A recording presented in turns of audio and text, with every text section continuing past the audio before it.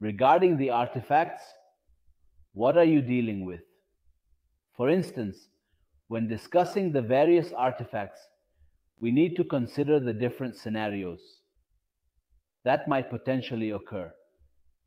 As we previously mentioned, when it comes to the process of passing through, for example, if I have two very strong reflectors, the ultrasound signal pulse will move or exit from an area where I have a strong reflector here and another strong reflector there. So we have two strong reflectors. What will happen in this particular scenario? The pulse will start to move. How will it move? If you consider that those effects begin to exit from the first reflector and reach the first or second reflector, part of it will ultimately be present and part of it will be reflected back, reaching the transducer to be recorded. If the first transducer receives the signal, it will start to determine the location or depth of the reflector, which is 1. However, due to the presence of another strong reflector, when it encounters this strong reflector, another reflection occurs from part of the pulse. This reflection returns your pulse to another reflector, which then causes a second reflection and a third reflection. This leads to multiple reflections.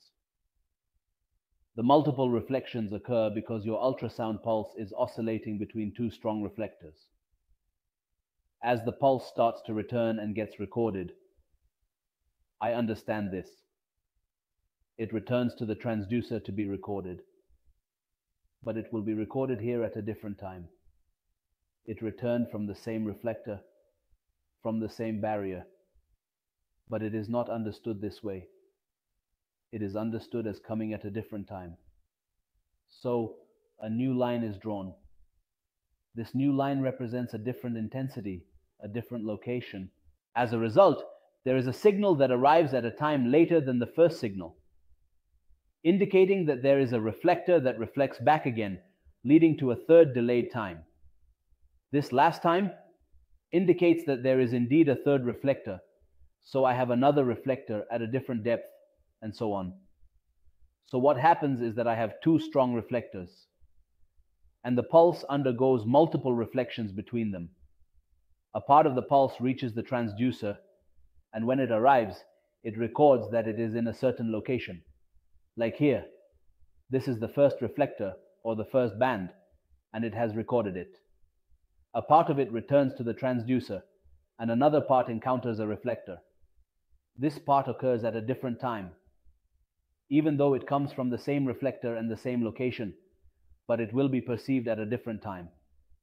Therefore, when it performs the estimation of its depth, it will see a different depth, and so on. This is what I call reverberation artifacts. What happens is that your pulses are between two strong reflectors. To reduce their intensity, you can make adjustments in time gain compensation. This means you can decrease time gain compensation, adjust the time division, or change the beam angle or transducer angle to make this part seem as if it doesn't exist. Of course, this item is spaced equally, meaning the graphical distances between them are considered equal, and it appears in this way. So, this is the first artifact we talked about, resulting from reflections or multiple reflections between two strong reflectors, a collection of thoughts that show significant reflections. The movement of the sound waves between reflector 1 and reflector 2 is not very clear. Is this image clear to you? It's clear, right? Now this transducer has sent a signal here. This is a reflector, and this is another reflector. Both of them are strong. The concept of power is multifaceted and can be understood in various contexts. In physics, power is defined as the rate at which work is done or energy is transferred over time. It is a measure of how quickly energy is used or produced. In social and political contexts, power refers to the ability or capacity to influence or control the behavior of people or the course of events. This can be seen in leadership roles, where individuals or groups exert power to achieve specific goals or outcomes. Understanding power in its different forms is crucial for comprehending the dynamics of both natural and social systems. Signal number 1 will perform localization to determine the position of the first layer, like this line. Signal number 1 has reached the reflector.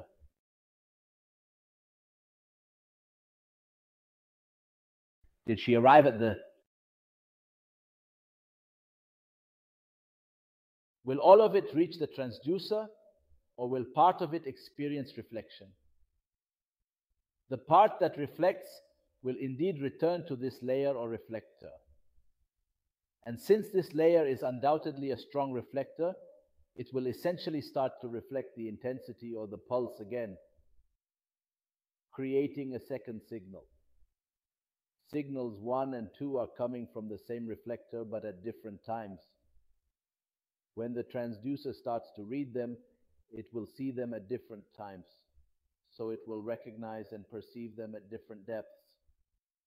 Is that clear, Dr. Hani? Should I clarify more, or is this clear enough, as you know? That's fine.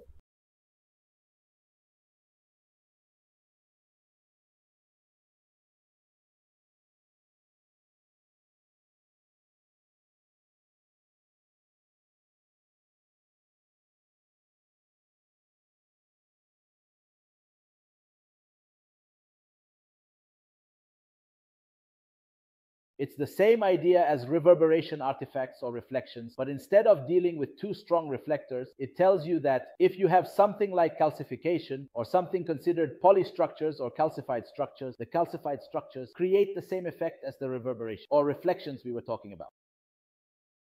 Well, he said that it happens. It does the same idea as the one we were talking about. For example, there could be something like surgical clips present, or a needle for the biopsy. These things create reflections in the ultrasound pulse, resulting in what is called a comet tail artifact. This is similar to the image shown here.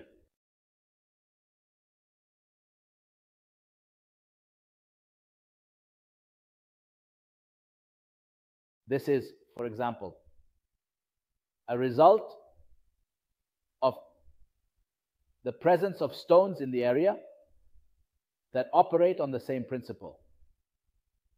We were discussing earlier using the same technique, and you see stones that are related to the existing structures, like this, one here or here.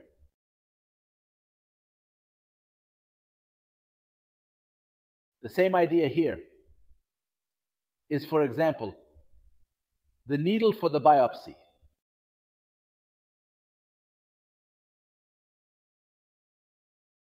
If you are talking about something metallic and the artifacts associated with it or related to it using the same technique and the same work, it will be a comet tail artifact. If you are talking about a comet tail artifact, if you are talking about a comet tail artifact, if you are talking about a comet tail artifact, if you are talking about a comet tail artifact, if you are talking about the comet tail artifact, if you are talking about the comet tail artifact, all right, the gas in the micro, which is the micro bubbles, these bubbles are the same as what we were discussing earlier, the idea that oscillations occur for the gas and it resonates, producing pulses.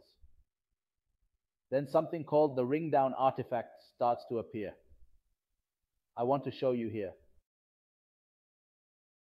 For example, this is supposed to be an intrahepatic abscess and there is gas. Is there a question?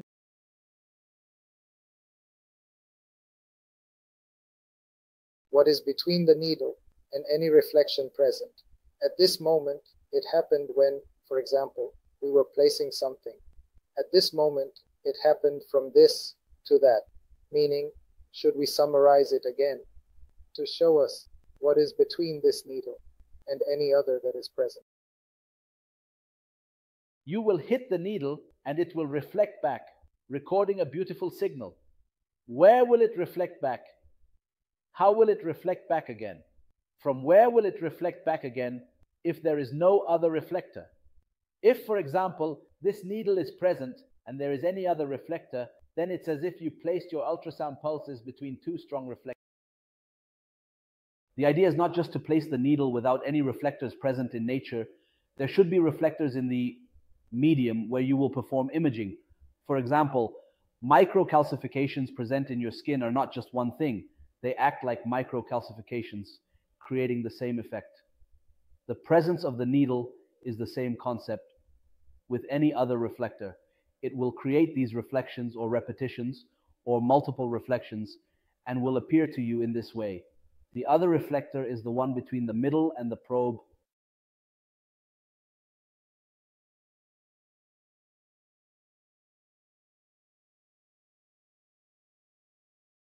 Here, for example, we have ring down artifacts. This means that there is gas present, and this gas affects the ultrasound pulse. The idea is about how it influences the artifacts themselves. The oscillation starts to give you an ultrasound pulse or a specific pulse, such as an ultrasound pulse or reflected pulse that reaches the transducer, and it begins to record it, which gives you the ring down artifacts that are present in the apse. For example, the same idea applies here.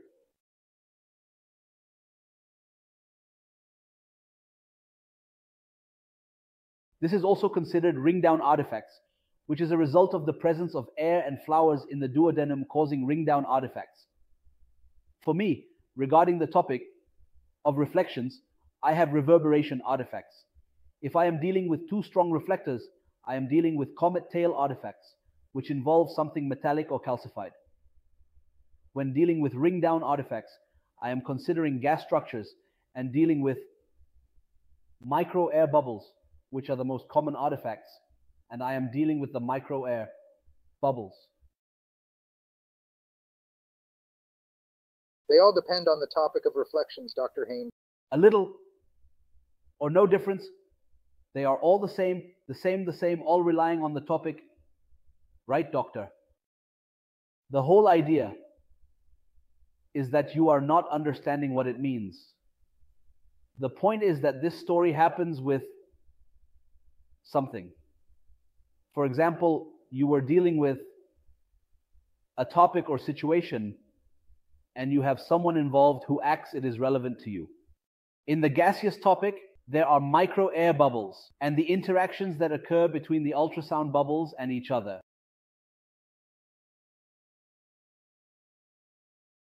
There is something called mirror image artifacts, which means that, for example, you see a lesion in one direction and its mirror image on the other side, as if you are looking in a mirror. This mirror image artifact occurs when the ultrasound pulse reaches a strong reflector, like a diaphragm, and starts to reflect off a specific object present on that side or the upper side of the reflector. The transducer, when it receives the signal, begins to localize the signal as if it is coming in a straight line.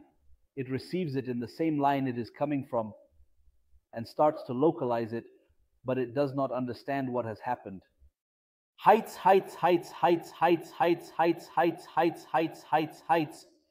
Again, I just hit the, and then I reached again like the Franz Al-Yusa received the recording, and for him, he sees that I sent this. So on its path or regarding it, there is something present here. All right. So he started to see this twice. It passes through the angle or through the line or from the ultrasound pulse, and in the normal case, it sends a pulse and receives it. He started to see this object in the upper side in relation to the strong reflector. The downside for the reflector for me means that it sees it twice. Once as a wrong image, as if it is dealing with a false image, making it seem like the image is not real due to the reflections.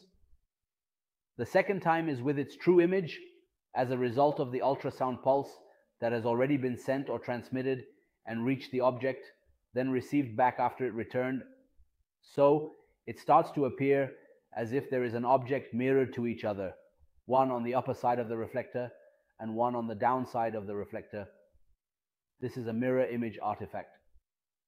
This also illustrates how the ultrasound pulse encountered a reflector, reached the object, and then returned to the reflector, coming back to the transducer. It will record that it is in this area, because it creates a straight line for the pulse it receives, indicating that this is my location. Why did it see this location?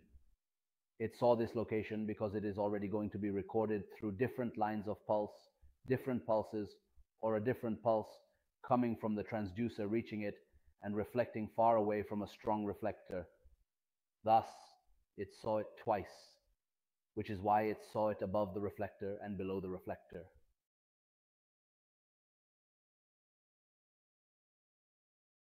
There is also,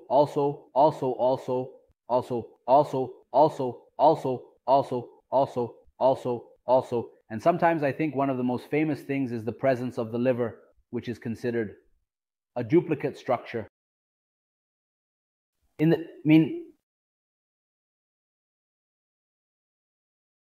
So Dr. Hani doesn't know that you are saying he is... It came down to a point where an ultrasound reflection occurred and the line extended straight.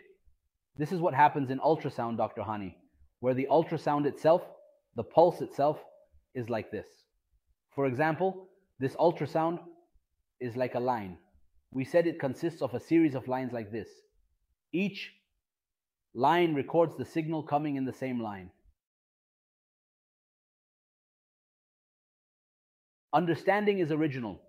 The pulse, returning to it, is coming back in the same direction. It is natural. Every pulse is sent in a specific direction, and it returns while detecting what is coming back at the same angle. This is the imaging technique for ultrasound. If a signal or pulse is sent in this line that returns to me in the same direction, at the same angle, a reflection occurs and the pulse comes from here, which is supposed to be, for example, where I originally sent it. A reflection happened and it returned, so it starts to see what it is, even though the pulse originally came from this location. It sees this pulse here, so what does it do? The pulse that it received or created makes a straight line to it, or says, okay, I received this pulse. It means it sent the pulse and received the pulse correctly. Now, this distance or this time, it starts to tell you, okay, this is at this specific depth. The same applies here.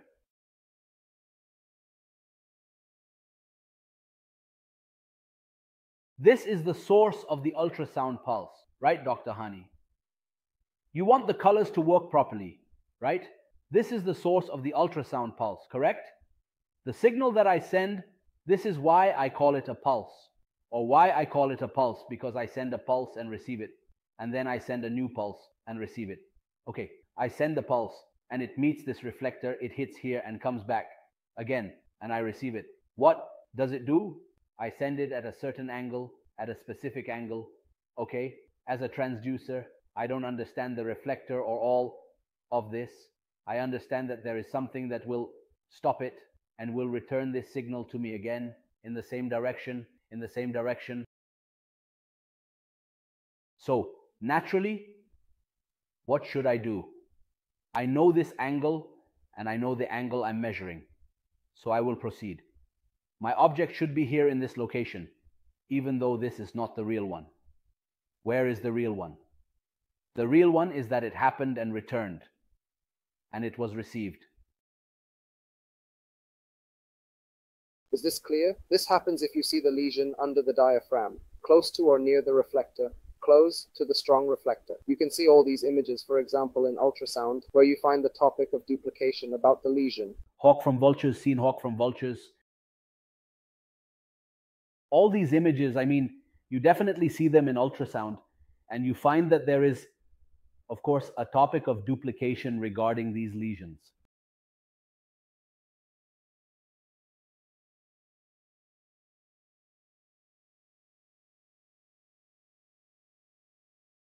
Like here, for example, Can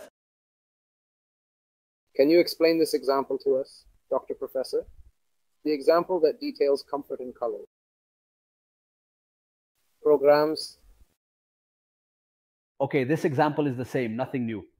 For instance, this is something found in the liver which is the calcified granuloma that we are talking about. It appears above and below the diaphragm. Now, simply I have two lesions or just one lesion. Why did they see two?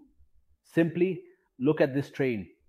We will say that this is the real one, which is above, right? This is the real one. Let's say that there is a line coming here and a pulse coming here, reaching this object, right? I went back, so I will record this real lesion here. Its place is right here. Okay, we are done with that. But why does the lesion below appear? We don't care about that line anymore. That line is done. There is another line because I have many transducer elements. Some of these elements reach the reflector, for example, and it reached the reflector. Reflection occurs, and this reflection can happen at different angles. It is not necessarily dependent on the incident angle. Reflection occurs at the reflection angle. When it reaches the object, that object itself causes reflection or scattering depending on the type of interaction that took place. It then returns to the reflector, which by its nature reflects the pulse. This is relevant to the transducer. All right, so the transducer now sends a plus signal. So the signal we receive is indeed expected to come from a certain path.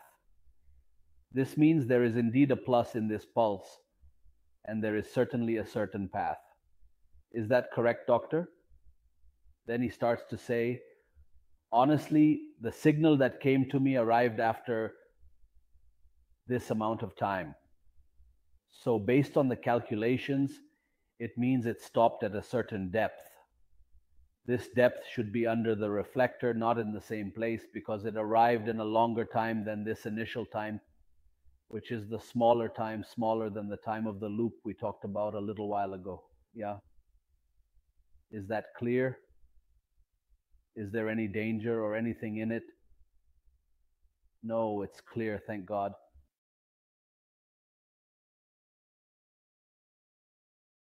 These are the artifacts present in ultrasound and ultrasound safety. All right, we mean perfumes. There won't be anything like that. The double artifact we talked about last time is related to the movement of tissues, which gives you results based on that movement.